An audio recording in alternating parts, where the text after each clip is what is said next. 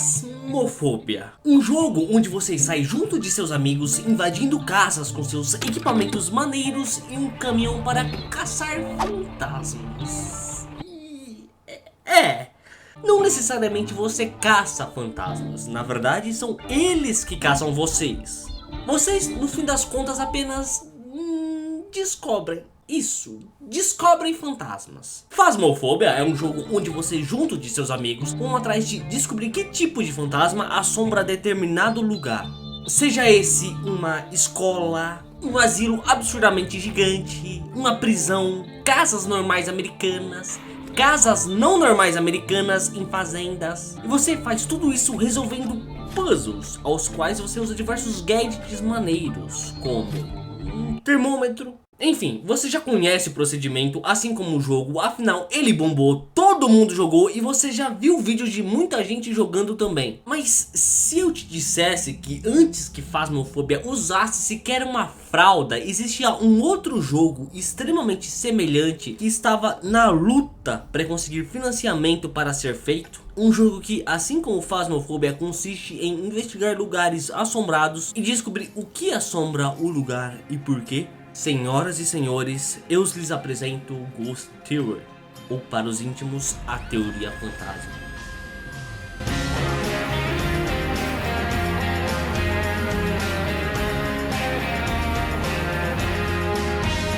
Puta que pariu, mano, como eu acho esse nome foda. Em Ghost Theory, você controlaria Bárbara, uma garota que quando criança vivenciou eventos paranormais traumáticos que como consequência acabou lhe dando a habilidade de clarividência, assim se tornando a ponte para o mundo dos mortos. Bárbara acabou sendo recrutada por um departamento universitário à beira da falência que pesquisa sobre o paranormal e acabou se tornando uma agente de lá. É aí então que o jogo começa. A proposta dele segue sendo muito parecida com a de Phasmophobia. Você entrará nos locais supostamente assombrados e começará a investigá-los, descobrir a história por trás de tudo. Nas palavras dos próprios devs, cada missão é um terreno assombrado aberto, uma caixa de areia jogável com a sua própria história esperando para ser desenterrada.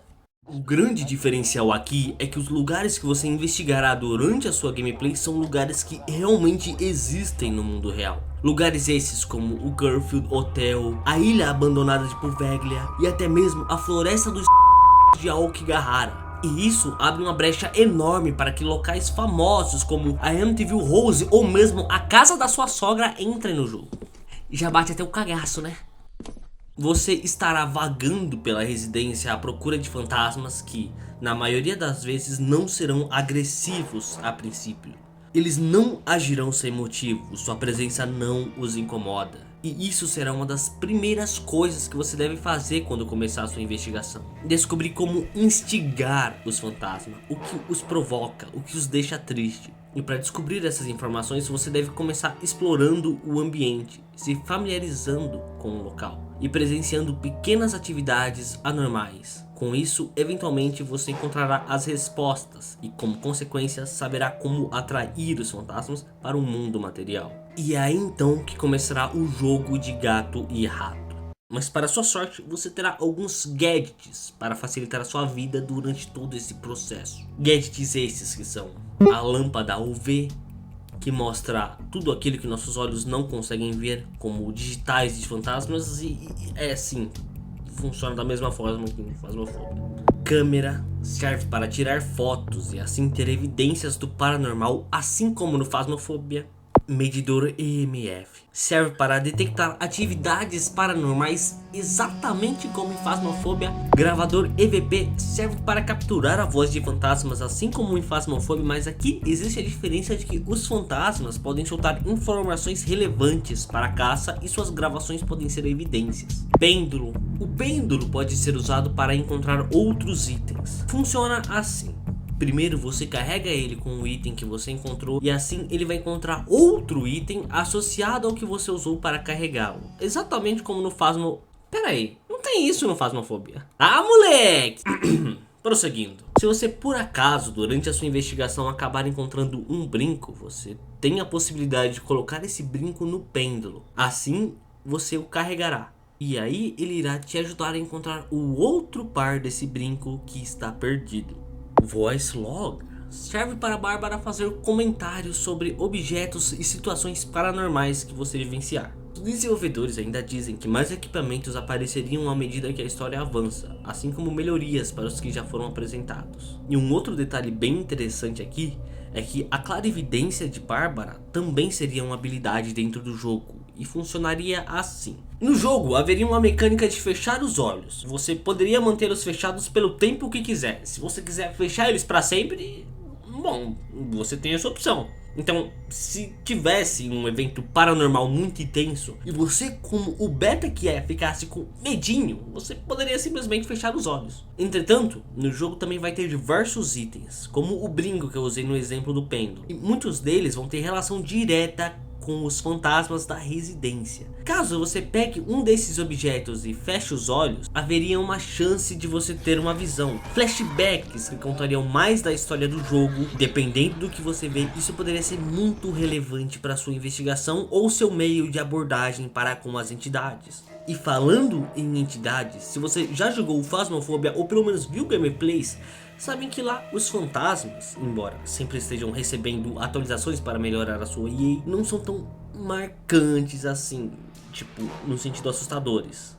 A maior diferença entre eles, além de suas skins, são os aspectos de sua caçada. Um, por exemplo, é mais rápido, outro consome mais sanidade, outro atravessa paredes, e tem também as evidências que cada um deixa, que é muito bem pensado. Aliás, em Ghost Theory não há nada que diga de fato como os fantasmas agiriam em gameplay. É dito apenas que suas ações variariam de acordo com o que o jogador faz ou encontra, podendo se tornarem mais agressivos para cima de você ou mais tristes e provavelmente assim mais suscetíveis a contato seguro. Mas uma coisa que eu achei bem interessante é a criação deles. Aqui o jogo utilizaria da captura de movimentos com atores reais e chroma key. Em suas próprias palavras, as entidades são então perfeitamente integradas a um ambiente do jogo, tornando nossos fantasmas tão expressivos e arrepiantes quanto os avistamentos reais em que se baseiam. Em resumo, seriam bem inspirados em típicas histórias de fantasmas que todos nós já cansamos de ouvir. Existe também uma gameplay de 10 minutos do jogo, no que seria sua ainda alpha, e nele conseguimos perceber diversas das coisas mencionadas. A atmosfera tensa enquanto começamos a investigar e pequenos eventos paranormais acontecendo, como a banheira e a pia abrindo sozinhas. A luz começa a piscar por um breve momento, o que nos levanta o questionamento. Essa casa já é antiga, com certeza a fiação está velha. Ou quem sabe essas já não sejam as primeiras manifestações. A entidade já sabe da sua presença, mas não se importa ainda o bastante para atacar você. Como aprendemos lendo no jogo, temos que provocá-lo, descobrir mais sobre ele. Até que, caminhando no local, acabamos entrando onde provavelmente não devíamos. Sabemos que ele está aqui. Agora vamos tentar contato. Pegamos nosso IMF e vamos à procura de onde a atividade paranormal é maior.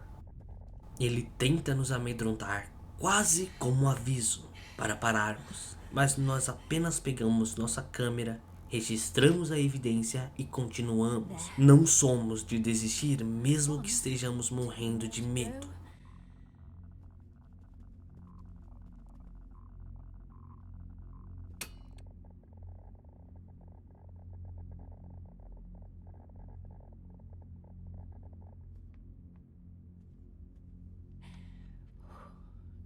Cold here. Like really cold.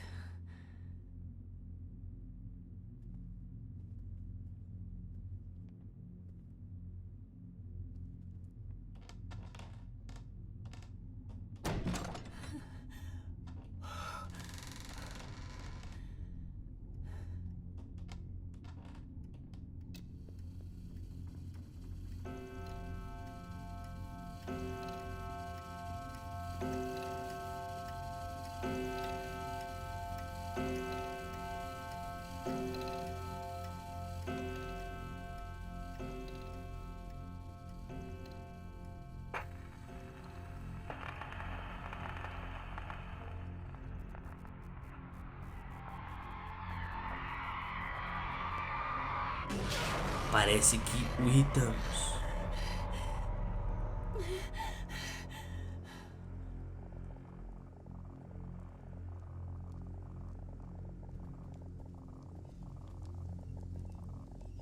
Father, who art in heaven, hallowed be thy name. Damn it, how does it go? Deliver me from evil. Just deliver me from evil.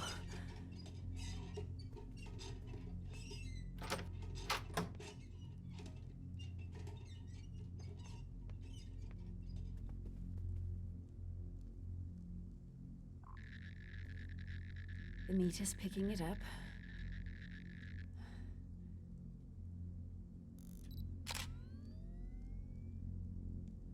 Okay, one more and I'm out.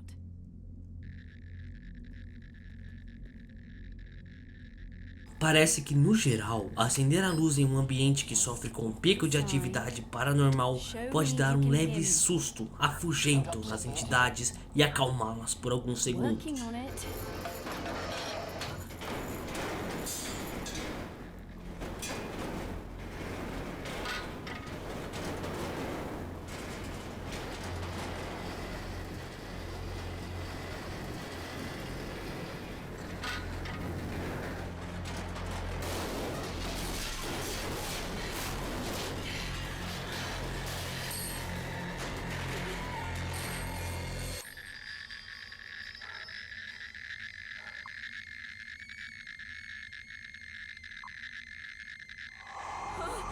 Tá, chega, paramos por aqui, eu estava errado.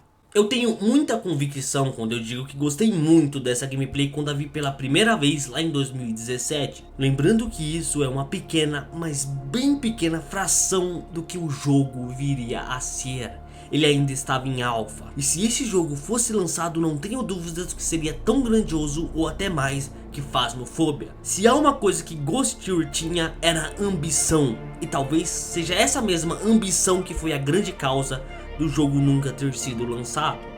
Em 2019 o jogo foi oficialmente cancelado. Para entendermos toda essa história, primeiro você tem que saber de uma coisa. Ghost Theory começou como muitos outros jogos indies no Kickstarter, com uma campanha de sucesso, mas não é bem assim. A campanha de Ghost Theory, que foi um sucesso, foi a sua segunda campanha. Houve uma primeira, que acabou sendo um enorme, gigante e colossal fracasso. Mas talvez esse grande fracasso da sua primeira tentativa nos dê as respostas que precisamos pelo jogo nunca ter sido lançado. Embora eu não vá entrar em um debate muito complexo dos motivos da primeira campanha não ter dado certo, uma coisa sim eu irei mencionar. Uma diferença sutil entre as duas campanhas que talvez tenha prejudicado um pouquinho aqui no jogo. Enquanto a primeira tentativa do jogo tenha tido uma meta de $123 mil para financiamento, a segunda teve uma meta de apenas $60 mil, o que é menos da metade da primeira campanha. E, pois é, deu certo, foi um sucesso, suas novas estratégias de marketing funcionaram e eles conseguiram um pouco mais de $70 mil. Assim, continuaram fazendo o jogo. Soltavam algumas poucas atualizações aqui e ali e pouco a pouco as coisas iam caminhando para o inevitável. A Gearbox, desenvolvedora do jogo, precisava de mais dinheiro para continuar o projeto. Eles haviam chegado em um ponto que usavam os próprios fundos de lucro de um jogo anterior chamado Dex para tentar bancar o que faltava, o que não era nem perto de ser o suficiente. Foi então que, em uma tentativa desesperada de conseguir dinheiro, ela decidiu apostar todas as suas fichas mudando a engine do jogo para uma que eles nunca tinham nem sequer usado, para assim então conseguirem participar de um programa de financiamento de jogos indies da Crytek.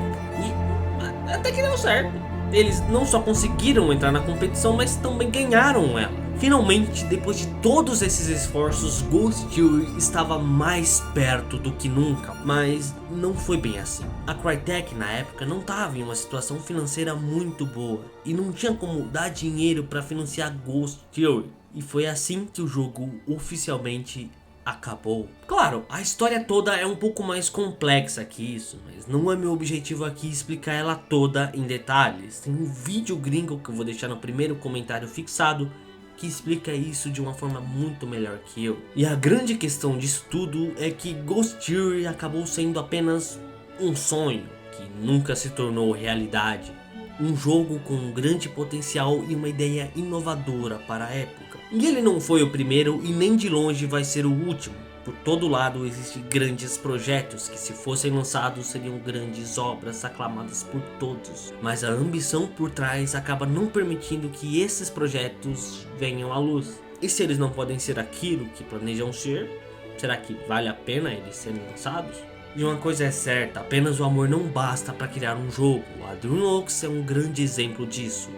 Ela batalhou, e batalhou muito para tentar trazer o Ghost Theory ao mundo, ao ponto de usar os seus próprios lucros e desenvolver mais jogos mobiles para tentar ganhar mais dinheiro e continuar o seu sonho. Mas no fim, não deu certo, porque, bom, apenas amor não é o bastante.